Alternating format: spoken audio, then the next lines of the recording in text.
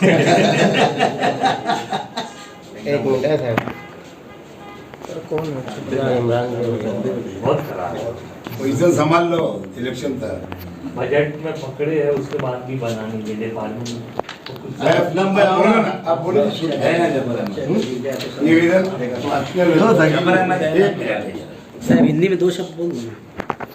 आता अभी माजी आमदार साहब ने जो अभी निवेदन दिया है, जूना आगरा रोड का काम जो अभी वर्क ऑर्डर होने की बाकी है, हाँ तीसरा फेज जो भी है, तो उसकी वर्क ऑर्डर का काम हम तुरंत करेंगे। और जो रास्ते में तुरंत सोमवार से अल्टीमेशन रुकावट जो भी आएंगी अतिक्रमण की, वो सब चेक करके उसको रुकावट क्या बोलो ना, रुकावट क्या है? नहीं, जो रुकावट रोड के लिए गटर के लिए कौन सा अतिक्रमण है वो भी है ना उसमें। हाँ, नेशनल कंपाउंड और जेबी रोड का जेबी जो भी है वो भी हम जरूर निकालेंगे सोमवार पर्यंत। कब से कब तक? सोमवार पर जितने जल्दी हो सके उतना निकाल देंगे। सोमवार के पहिले भी निकल सकता। बोला आगररोडच्या कामासाठी थोडंसं वेळ द्या म्हणजे नाही असं नाही बोलायचं नाही असं नाही तसं नाही आता वर्कआउट होईल तुमचं काम आहे आमचं थोडी साहेबांचं फक्त वर्कआउट काम तुम्ही काही सुरुवात करा काम नहीं तो महोदय तो मालेगांव शहर के अंदर नहीं है और वैसे भी उनकी हाजिरी मालेगांव शहर कारपोरेशन के अंदर कम रहती है, नहीं के बराबर बाजार करने आते बाजार कर चले।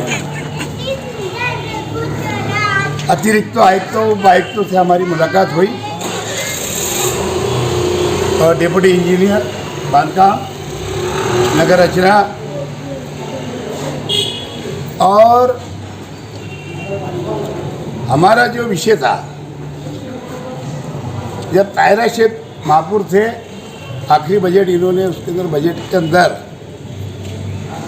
15 करोड़ का नियोजन आखिरी महासभा के अंदर हुआ था आगरा रोड का तीसरा फेज बनाने के लिए। वो तीसरे फेज का टेंडर निकल गया और अच्छी बात है कि 20 करोड़ का निकला। पीछे भी हमारे कुछ राजकीय लोगों ने वहाँ आंदोलन किया इसीलिए, क्योंकि बहुत कीचड़ मट्टी रहती थी, बारिश का आखिरी दौर था। चलो टेंडर निकल गया, अच्छी बात है, लेकिन आज भी वो धूल वो मिट्टी मालेगांव कारपोरेशन के अधिकारी कभी इंजीनियर वगैरह या वाटर सप्लाई या फायर ब्रिगेड के लोग उधर जाके देखते नहीं, ताकि रोज़ाना 2 टाइम 3 टाइम वहाँ पानी मार दिया जाए, ताकि लोगों को धूल मिट्टी से जिनको अस्थमा रहता है वो बीमारी वालों को त्रास ना हो, तकलीफ ना हो। टेंडर निकलने के लिए 1 महीना हो गया और आज तक वो वर्क ऑर्डर नहीं हुआ और उसकी काम की शुरुआत नहीं हुई। तो हमारी अपनी डिमांड है कि पीर के दिन, आने वाले पीर यानी सोमवार तक काम की शुरुआत हो जाना चाहिए।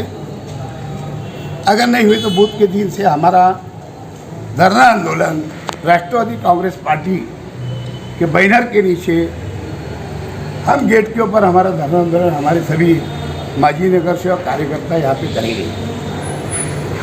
दूसरा विषय हमारा ऐसा था, नेशनल कंपाउंड जो है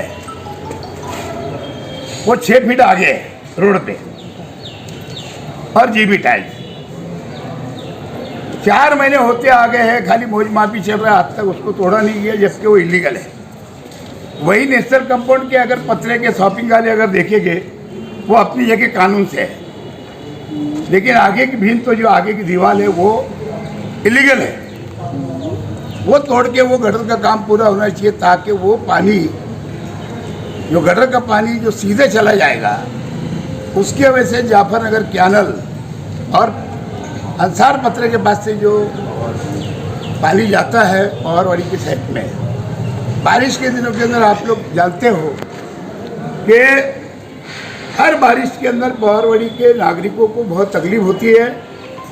उनके घरों के अंदर पानी भर जाता है, रजापुरा वालों के।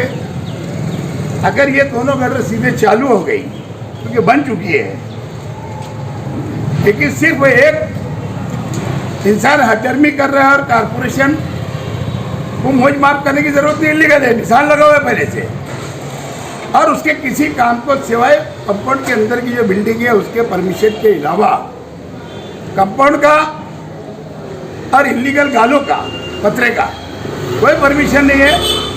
इसलिए कारपोरेशन को पूरा अधिकार के उसको अर्जेंट तोड़ना चाहिए और लोगों को राहत देना चाहिए। यही डिमांड लेकर के माजी महापौर, मैं, हमारे सभी नगर सेवक, माजी चेयरमैन वगैरह, हम लोग को निवेदन अभी दिए। फिर तक का हम इंतज़ार करेंगे, पूछते रहते यहाँ पे हमारा आंदोलन हो जाएगा शुरू।